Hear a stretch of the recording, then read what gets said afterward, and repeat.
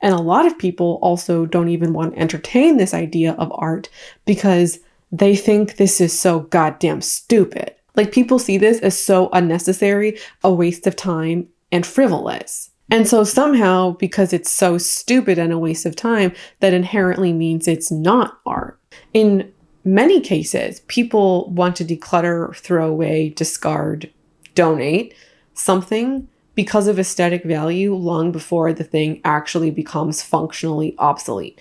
Yes, some things are made poorly. Yes, things break down. But I've just find in looking at the world around me, people let things go because of aesthetic value rather than functional value. And the more and more things we put aesthetics to, or we aestheticize, the more obsolescence I feel like we are putting into things that weren't there before. Hey y'all, I'm Shauna. Welcome in or welcome back to the channel. Today, we're talking about fridgescaping. If you've never heard of fridgescaping, I think you're in for a treat of a video because I think this is a really fun discussion to have. And I think that this is a concept that a lot of people have opinions on. And if you've never heard of it, you will probably have some opinions on it as well. I'm going to put some examples on the screen as I talk. I think seeing visual representations of fridgescaping is going to provide a much clearer picture of the trend or of the concept than me just describing it. So fridgescaping is really all about turning the inside of your fridge into something beautiful. I think it's a bit of a take of aesthetics as well as art. And so people who fridgescape, they tend to include things into their fridges beyond food. These are things that could be like china or dishes, bowls, vases, pictures and picture frames, those kinds of things. Fridgescaping is a little bit different than the fridge organization, where the point of fridge organization is to organize things in an orderly manner. There is an aesthetic to that, which is generally the clear plastic bins and jugs, so you can visually see everything. There's a bit of a uniformity to that as well. Fridgescaping is not about uniformity. It's also not about organization. It's mostly focused on aesthetics and the kind of the beautifying process of your fridge. I think it's a bit of a different perspective. Like, the organizing people want it to be organized and they're focused on more like function, whereas the fridgescaping people are more focused on beauty. Things don't have to be all uniform, and there's quite often, although not in every case, kind of like a mismatched quality to it. And I think in many cases, focusing on like antiques. Back in like August, September, I had a bunch of people ask me to cover fridgescaping or send me fridgescaping TikToks. And I think people assumed that this would be something that I would find to be a glaringly obvious example of overconsumption. Fridgescaping is an imperfect trend or art form or hobby that does have both pros and cons to it. So I don't hate it as a concept. And I think, there are things to talk about with fridgescaping that are negatives. The one thing that I don't dislike about it is what it is as a conceptual level. It's some of the things that can happen beyond the conceptual level. So we are going to talk about what I like and don't like about it. I'm going to be talking about when and where it becomes overconsumption, and if that's even really the biggest conversation to be had about fridgescaping. Overall, though, I don't think that fridgescaping was born out of this idea of overconsumption or even a desire to consume or to sell people things. Fridgescaping has been around for a decade, although we're going to be talking more modernly today. There is a real possibility that people can use fridgescaping as a template to overconsume and use it to overconsume. And there are creators who encourage it in what I feel like in the grand scheme of things are more minor ways. We will talk about all of that today though. Fridgescaping has been around on TikTok for a few years. It's not brand new to 2024, but fridgescaping became notable in the summertime because of a specific creator. Her name is Lindsay Living, or that's her username on TikTok. And when you see articles written about fridgescaping, they are largely, if not exclusively, using her content. So she's going to be a really big focus of our discussion today. She has 24,000 followers on TikTok, and she's not exclusively a fridgescaping account. She gave it a try in about May of this year, and she's made some fridge videos since then. Her fridgescaping videos do the best of her content though, and she has 2 videos on her channel that are over 1 million views, both of them fridgescaping. The first one was her first attempt at it, and then the second one was a themed video.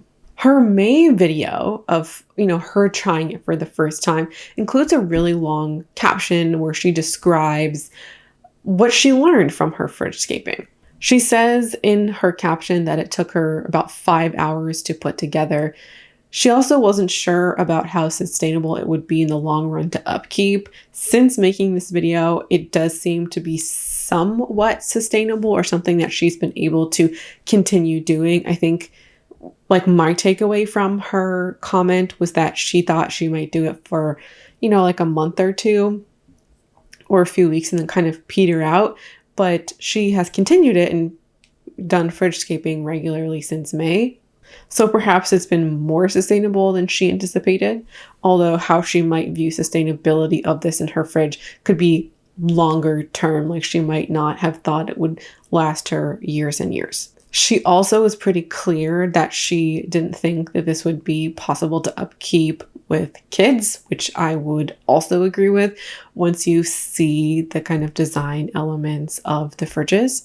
She also says that one of the biggest pros for her was that she really realized some of her food habits, like owning duplicates of things and also food waste. She felt embarrassed, or so she describes, about the amount of food waste that she's generated. And since that video, she's talked about how fridgescaping has helped her reduce her food waste, which is really great. She also talks about how fridgescaping has been a really useful tool in helping heal some disordered behavior with eating. Also, her initial fridgescaping video, she bought a couple of things, but also used a couple of things. So it was kind of a mixed of the two. The Hobbit video, or her Hobbit fridge, is it's her second most popular video on her channel, which you'll be seeing now. When you look at the context of these videos, when you actually look at what is being visually displayed to you, when you look at the captions and the hashtags, I don't believe these initial videos were an attempt by her to try to sell you things, to try and encourage you to buy things, or kind of encourage consumption. How I feel about these videos is the first one was here's an experiment, and so here's my take on it. And it was kind of like a lesson thing. I do experiments on this channel, or I have more historically, so I kind of understand that vibe, or maybe I'm more willing to lean into that.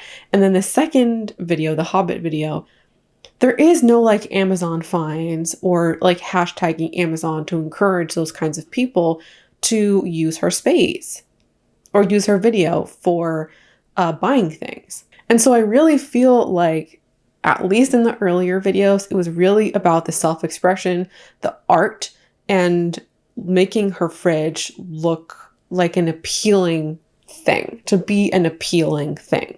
It was more focused on the beauty of it and becoming an actual, bona fide hobby for her. And I think some of this is echoed in her video about advice for people who want to start fridgescaping. Video, she has 3 pieces of advice. Start small. Test your antiques for lead if you have antiques, so your food isn't coming into contact with them, which I think is smart and something that people who are not regular antiquers might know about. And then number 3 is to think about food storage. These are all really practical ideas, and I think that the start small is somewhat sustainability minded. I think she recognizes the risk of somebody seeing something cool online, buying a bunch of stuff because that's what they feel like they should do, or just the kind of consumer culture of TikTok, or many people's desires to shop, and shopping being the first thing that somebody does when they are interested in something. So if you start small and it fizzles out, you haven't really bought anything, you haven't really lost anything or spent something you couldn't afford. Her videos do encourage other people in pretty explicit ways to try fridgescaping. And I think she might view her account as like the fridgescaping inspo. And I do believe that the benefits that she talks about, I think that they are genuine. And I think like her initial videos were not anti-consumption or really promoting overconsumption. I felt like it was a pretty regular take, or like a regular kind of middle ground there.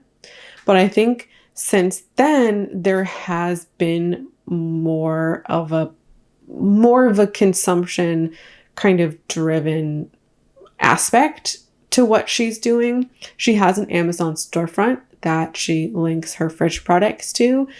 And while she still doesn't usually hashtag these things, she will answer people like, where'd you get this from? She'll say like link in bio, you can buy it on my Amazon storefront, things like that. And I think also some people just might assume that a creator on TikTok has a link tree to an Amazon and might not ask and just start clicking things. So while she's not heavily promoting her Amazon storefront, I think it's become more consumer driven than it was at the beginning, most especially her latest post on Beetlejuice. She has a Beetlejuice fridgescape, which I'll put on the screen. A ton of the stuff was from Amazon, and she has like a specific Beetlejuice link in her storefront, or not her storefront, her link in bio. I just feel like the most commercially driven theme she's done so far, in a way that might read like a sponsorship. Because as well, like Beetlejuice, it either has just come out or is just about to come out. Like, we're in that time. So it feels very commercial, that feels slightly off brand to what she was doing formerly. And I think just the overall vibe of her previous fridgescapes, they kind of felt like she could have theoretically pulled random stuff from her home and put these fridgescapes together. They didn't feel like a promotion of product. They didn't feel like those stereotypical Amazon account videos. And I still wouldn't consider her account to be an Amazon account kind of thing. And I think like just from looking at it visually, I think that matters, because when you see those Amazon account kind of people, like even when they're doing the POV style, like we've talked about a bunch on this channel, they kind of feel like Amazon accounts, but because of the products showcased, when you look at her products and how she showcases them, they don't feel commercial. They don't feel purchasable. Like they kind of look like antiques, or like she thrifted them or might have had them on hand already. And I'm mentioning this because if you look at somebody's stuff and you think that they're antiques or thrifted goods, you might be less inclined to ask them where it's from, or to assume that you could purchase the things in the fridge. The Beetlejuice kind of thing, it's IP, so I think it just feels a little bit different. And I think that this gets into the conversation of, is this art? I think that this is a really interesting question. Initially, I felt like, yes, this is art. I also felt like she seemed to want to do it for her and not for like creating content or trying to sell things like the Amazon accounts kind of thing. However, though, many people sell their art, so something being commercial doesn't inherently make something not art either. But I think the question of, is this art, comes into, is this the promotion of consumption? Is this like an Amazon seller kind of vibe, trying to sell you stuff? The conversation hasn't really been around about like something sellable. I think people don't think this is art, because it's like, if it's not art, then it's something that is like consumer driven. It's all about product and it's all about consumption. People kind of seem to view it as like one or the other. And a lot of people also don't even want to entertain this idea of art, because they think this is so goddamn stupid. Like people see this as so unnecessary, a waste of time, and frivolous. And so somehow, because it's so stupid and a waste of time, that inherently means it's not art. Just because you think something is stupid and a waste of time doesn't make something inherently that way or not a legitimate hobby. There are plenty of hobbies out there that are focused on aesthetics and beauty, if not entirely play a strong foundation into the hobby.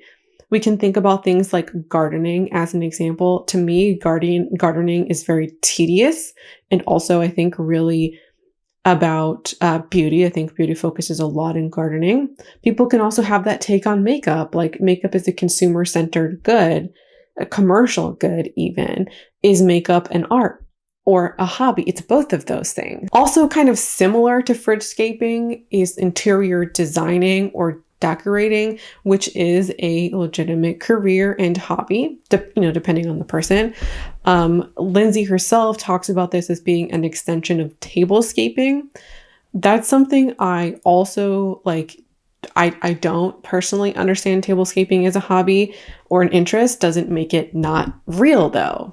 Further discussing about is this an art or a hobby where people have problems is something like gardening or makeup. There is a skill to it.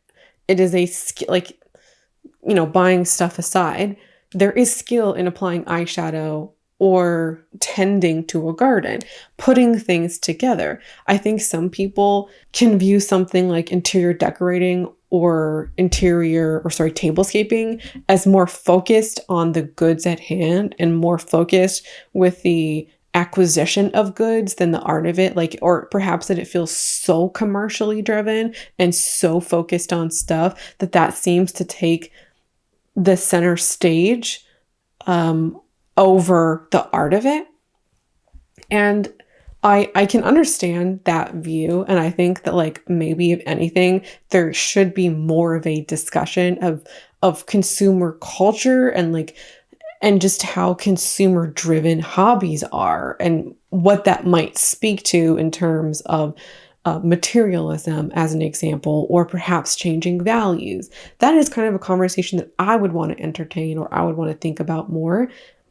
It also doesn't make that thing an illegitimate hobby or interest though. Hobby horse racing is also one that has been heavily criticized over the last 2 years because of how stupid the public thinks that it is. And overall, hobby horse racing doesn't really affect anybody. There's a group of people out there who really enjoy it and are largely not hurting anybody. And if somebody has a hobby that is largely not hurting anybody, then I think it's a perfectly fine hobby. And part of why hobby horse racing is delegitimized is because people think it's stupid. The general public thinks it's stupid. And that seems like enough criteria to legitimize something and to legitimize somebody else's interest. Critiquing something because it's a display of overconsumption is valid. And there are many things to critique about fridgescaping. There's also, I think, a bit of a difference between discussing something as a manner of taste, but then I also think this does or can devolve into shitting on other people's interests because it's fun. Some of the critique of fridgescaping really feels like it is rooted in misogyny. Look, another stupid thing that stupid women enjoy. Or, women are frivolous. Look at fridgescaping. Look at the frivolous things that women enjoy, because this is a hobby or an interest that is predominated by women. The main critique of this isn't really even a critique. It's that people think it's a waste of time, it's stupid, and it's frivolous. If we want to bring it back to overconsumption, which is generally not what's actually happening in the critiques, I would say that this creator is promoting overconsumption in the fact that she's rotating themes every 2 weeks. And so she has this kind of well of items that she is rotating through or buying in order to set up these fridge themes. So there's an accumulation of new things, and also encouraging people to change up their themes too, and to infuse novelty into this art and making it maybe less about the art and the beauty, and it can devolve into this quest or thirst for novelty and changing up your themes, which requires a rotating door of stuff, having a backstock of stuff. And because this has become part of her job, it has become more of a commercial aspect or business aspect, where it might be important for her to do that for her business, but by virtue of her being online, she does it becomes less about the business and encouraging people to have behaviors like hers. It can encourage the constant buying of things. Okay, we're back. The lighting is slightly different. I had to take a bit of a pause because my partner came back with the groceries. Obviously, you can't film the video with the groceries. But he also brought in the mail. And I got the notification for the Sephora savings event. And it's happening in early November, like November 1st, which I didn't know. Best believe a video on that is coming. We're going to get back to it. And I was talking about the overconsumption aspect of it. Fridgescaping at its core doesn't require purchasing and doesn't inherently promote overconsumption. And I think that this is a hobby that would pair so perfectly with a sustainability or anti-consumption, conscious consumption kind of message. This is the perfect kind of hobby for somebody to say, use what you have, or this is the best to use what you have. And I think this is just so perfect for somebody to showcase this being done with everything that they have in their home without buying new stuff. And there is one, I'll put it on the screen now. I was going to mention her at the very end. She's done a couple of videos with this, and she is a thrifter. And the first video she made, she says, was satire, but the other two don't feel like satire. And this video doesn't scream satire to me. So maybe it's just really effective satire. But regardless, she's made these fridge videos with the thrifting finds from her everyday life.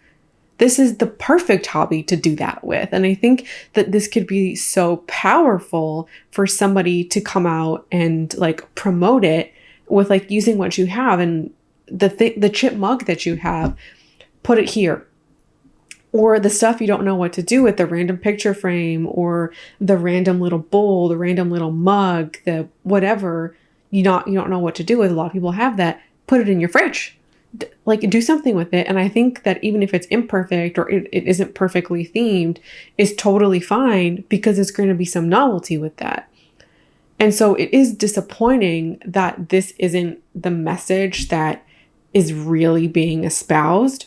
However, if it weren't for some of the other factors in this video, including the overwhelming shitting on fridgescaping, I don't think I would have made this video, because in the grand scheme of things, there's bigger fish to fry. Overconsumption is at play.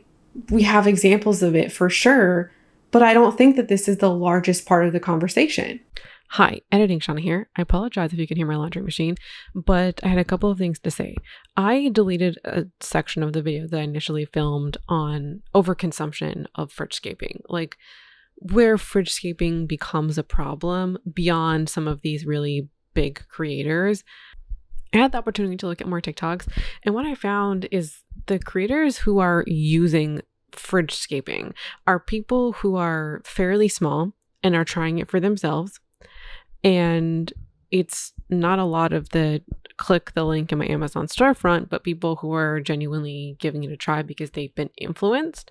So that is perhaps one of the powers of fridgescaping, is people are trying it themselves, which isn't inherently a problem if somebody is gathering stuff from around their house and using what they have. It can be a problem if they went out and bought a bunch of stuff, but it's not entirely clear from each individual TikTok what's what. There is a bigger portion of TikToks, though, where people are spoofing the trend or are providing commentary on it. There are tons of commentary videos, some from big creators like Vok, and then others from smaller like independent journalists or content creators. Both of these mediums are really popular within the fridgescaping hashtag. And we are now going to talk about the overall commentary on fridgescaping. I have almost exclusively focused on Lindsay's content so far because she is the biggest player, or the most popular player, most referenced person in fridgescaping in 2024. Like, her account is the one that's getting the most traction and most attention. She's been featured in news articles and quoted and filmed for this. And in my opinion, the news coverage on fridgescaping is bigger than the trend of fridgescaping itself. To me, this isn't a large TikTok trend when the biggest influencer in this space has 2 videos with over 1 million views. I'm not trying to delegitimize what she's doing, and popularity isn't inherently indicative of craft or art or skill or importance. But I'm saying that I think that the rhetoric and the coverage on fridgescaping is bigger than fridgescaping. My perception of how big the trend is could be incorrect. Architectural Digest says that fridgescaping has millions of people, the hashtag fridgescaping, direct quotes, has millions of users using the hashtag. When I searched it up myself, there was only hundreds. I'm not calling Architectural Digest liars. I'm thinking that perhaps maybe my geography and using TikTok is skewing things for me. I'm not totally sure why there's a discrepancy between how many posts I'm seeing with the terms fridgescaping and fridgescape and how many Architectural Digest is saying. So perhaps it is more popular than I have seen with my own eyes, but I think some of my feelings are at least corroborated by the fact that so many people are focusing on Lindsay's videos, and I can see how popular they are.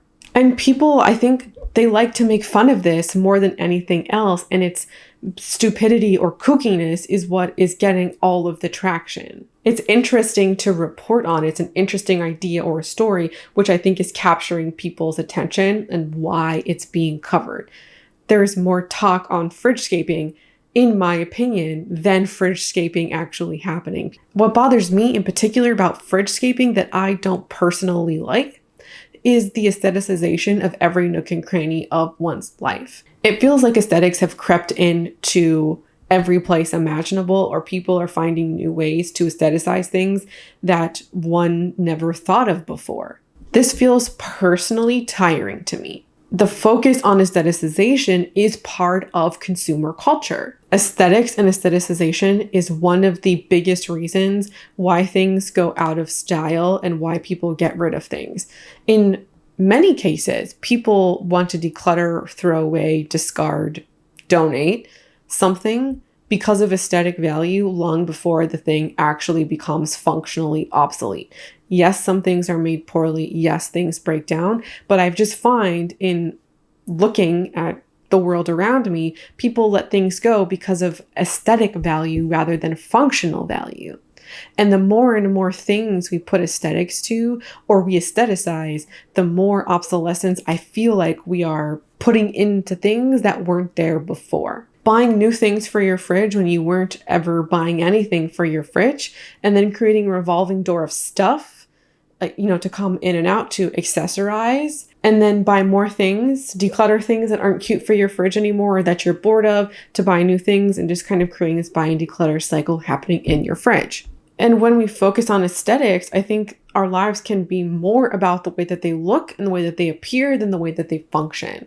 And we can care so much about crafting and curating than about using our stuff and enjoying it. And just using our things. I want to acknowledge, though, that this is a personal take and doesn't, in my opinion, delegitimize Lindsay or other people's use of fridgescaping as art or as a way to deal with things like food waste or disordered eating or problematic eating behaviors. Both things can be true at the same time. One of the critiques on fridgescaping is from this creator. You might have seen him. He's super popular on TikTok and Instagram. He kind of makes these reaction style videos. His video is just as big as the original. And what he talks about in his video, which I think I'll play in just a second, is just all of the time and energy it took to put this thing together. Hi, you're Paul. You may not understand this, but let me show you fridgescaping. And on today's episode of I'm Rich, You're Paul, I present to you Fridgerton. Yes, this is the artistic movement of decorating the inside of one's fridge like Bridgerton. Now, I know you're wondering why, but that's just because you're Paul. You don't have the time. You don't have the time to decant your milk into fancy glass jars. You're not cutting up tiny photographs to put them into little frames and place them inside your fridge in various different places. You're not placing your fruit and veg into baskets or organising them. You're not putting a book in the fridge. You're not placing food in ceramic bowls in all shapes and sizes with all kinds of patterns. or little tiny sculpture ornaments. You're not going to the garden and picking flowers and bushes and leaves and all manner of greenery and putting it in bowls to place inside your fridge. You get the gist. Overall, I think like he's brought humor to this, and I think that this is valid critique that isn't like this is so stupid. It's talking about the time that it takes to put this together that is largely indicative of the middle or upper classes. Shabaz is right that there is so much time that is required to put these together. Like there is a class element to time and to leisure. You know, people say like you have the same 24 hours a day as Beyonce, like if she can make it work that's not the reality of life. Beyonce can do 1,000,005 things in a day because she has so many people. She's like a team of people to help her out to do things. People, or you know, celebrities cooking them meals or driving them to places. Like there's an element of class related to leisure, free time, and hobbies. There's also something to be said about having enough space to store all of the stuff that you're not using in your current fridgescape. Like there's also an element of maybe luxury in being able to have a hobby and to be able to like create so freely. I don't know how applicable this would be to Lindsay or other people who are producing things on social media where putting the fridge together is the job and it's not actually the free time. But for other people replicating it, that's not the case. This is a critique that holds up in my opinion. And while he's humorous about it, it is true. And I think what makes people uncomfortable about this is the labor that is involved, right? People's first instinct is how frivolous this is, that the connection or it kind of being in the sphere of like traditional women's work. I think many Americans' views of housewifery and like the American housewife, this person is American and this trend is largely, although not exclusively American. The idea of the American housewife has changed. I mean, it's been changing since the 50s and 60s, but it's been changing over the last couple decades. I think there's been a bit of a turn in the view of women who perform traditional household labor. I think some people view this as anti-feminist. You're not liberated. This is old-fashioned. Why would you want this? Why would you want to spend your time on such a frivolous thing, which is also like viewing traditional women's work as frivolous and stupid altogether, and the like American housewife and her job and like her role of managing the house as stupid and frivolous as well, as like a waste of time and not real work. There are many women who still predominantly do the housework. And so I think there's this view of like, if that is still you are trapped in like an old-fashioned life or old-fashioned values, and you just need to be educated. Why would you want this why would you want this for yourself? Fridgescaping, I think, is a nod to traditional women's labor. Women are not supposed to want this. And I think that this can illuminate views on women's labor, and women who enjoy traditional forms of labor. In some ways, fridgescaping can be a romanticization of traditional gender roles, or I should say traditional white gender roles, because it was historically white women who were able to be the housewives. Many not white women, historically speaking, did not have that luxury. The role of the housewife was most common with white middle-class women.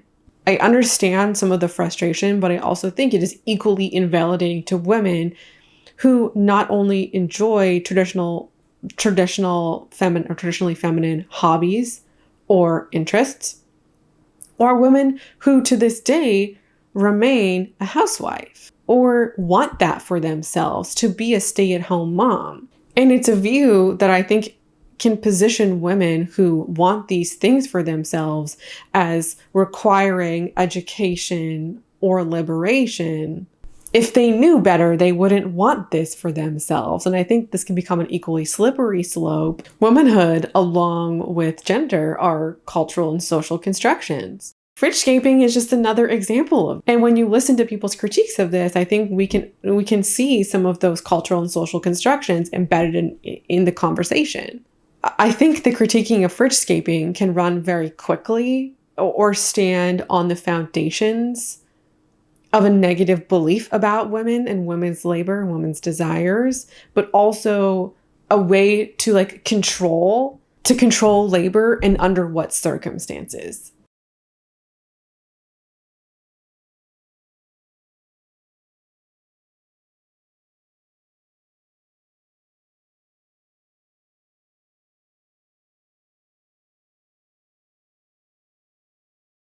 We're now going to move on to a different critique of fridgescaping, like an entirely different perspective. So we're going to hear from her. As the economy gets worse and worse, we know that we're going to start seeing food being more and more aesthetically placed in our lives because food is becoming a luxury category. And we have to talk about fridgescaping, one of the most insane things to come out of propping up our little sweet treats. Fridgescaping is just making your fridge beautiful and displaying your produce and your food beautifully. It can, in fact, get insane. Like the little battery lights. And again, like you could talk about, is this art? Is this a very weird fixation on the fact that food is all that we can afford in this economy, and like the deeply political nature of food and how that is reflected in how we are currently positioning our food? That is between you and what you want to consider. We're literally now propping up on little silver platters, gold platters, our food. And like at a time where we cannot really afford food, it's the one thing that we are all still going out and buying. And we have now turned to literally propping it up on pedestals in our own homes, in our own fridges that most people will never see. And like normal food, like tomatoes, like little Tillamook cheeses. This isn't caviar being put out on display. You are literally taking normal food, putting it on display on a pedestal, a literal pedestal in your fridge. You know what? I can't go to the south of France. I can't buy a ticket to something for a vacation, but my little sweet treat economy here is, I'm going to be displaying that. Like the themed fridgescapes, like Enchanted Forest. This is Bridgerton series. And like there is something to like, you just have the time to do this. You can decant all your milk and put it in these special things that you go out and you source to fit the theme. But to me, like this is very much the middle class version of the OG Kris Jenner fridge, where I think we all sort of were like, whoa, that is a fucking gorgeous fridge. What is happening? And like, this is for her chefs. Like, obviously Kris Jenner's not cooking. This is for her chefs to see what they're working with. This is to look inside your own fridge and say, oh my gosh, it's so beautiful. I spent all this money on these berries and I want them to be displayed as gorgeously as possible because I have no money. Speaking of like Hobbit theme, I do feel like there is something to the whole like my precious of it all. No, that's Lord of the Rings. Is that even the same thing? I don't know. But just being like, oh, my prized possession, like I must show off. Like, I don't know. I think she raises a lot of really interesting points about like the veneration of like regular food and being treated in a way in which people had previously treated luxury items, and the perhaps like sadness of something that's supposed to be so everyday as this, like, you know, venerating it, and as she mentioned, propping up food onto actual pedestals. I think that perhaps what has been illuminated to me are like two sides of this coin, or like two different ways of looking at it. Like one way of looking at it as like, how sad, maybe they're both sad, how sad are things that we've found new ways to infuse consumer culture into things that weren't previously that way, or like consumer culture previously didn't have their fingers in it so deeply. Look at new things for people to buy. Or the other side of the coin, or you could hold both of these beliefs together, that things are so inaccessible and so unaffordable that now food has become like a luxury category, or is being treated in that way. Life is so unaffordable. You can't travel, or you can't afford eating out, or you can't afford stuff regularly, that this regular thing is now luxury status. You know, treating food as precious, that kind of vibe.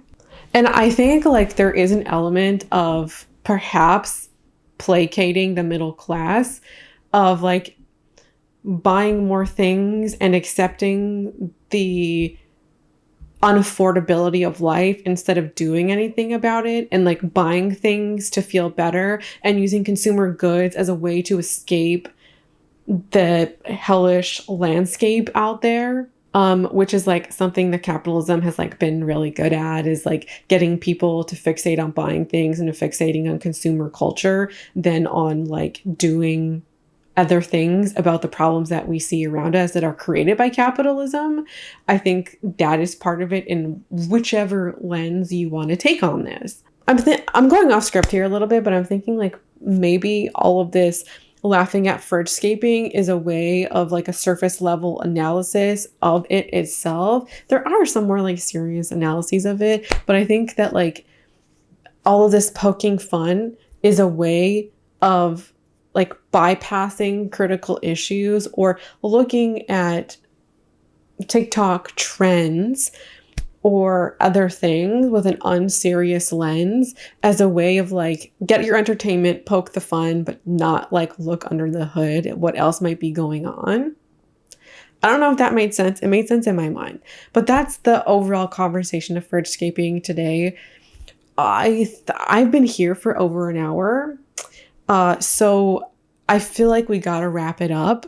We gotta wrap it up. And to wrap it up, I would like to say that this is a case of a lot of things being true at the same time. That fridgescaping is a legitimate art form, I think, but also hinting at, I think, much deeper worries or much deeper problems in the US, in the world, perhaps right now. Some of the frivolousness about this, or maybe what people are pointing at when they're saying this is frivolous, is like, look at what else is going on in the world. Look at how fucked up it all is. And you are spending your time decorating your goddamn fridge. Maybe that's where some of the frustration comes at. But it also seems a little bit like, could we not say that of painting? Could we not say that about gardening? And why in specific is fridgescaping like just really captivating the attention of people of the moment? Is it some of the things that I said? Have I missed something? Why do you think fridgescaping is so interesting to people right now, or has been? I would like to hear comments on that in the comments. Thanks for watching. Thanks for being here today. I appreciated you watching this video. Love if you would subscribe to catch more content like this, and I hope to see you again around here soon. Bye.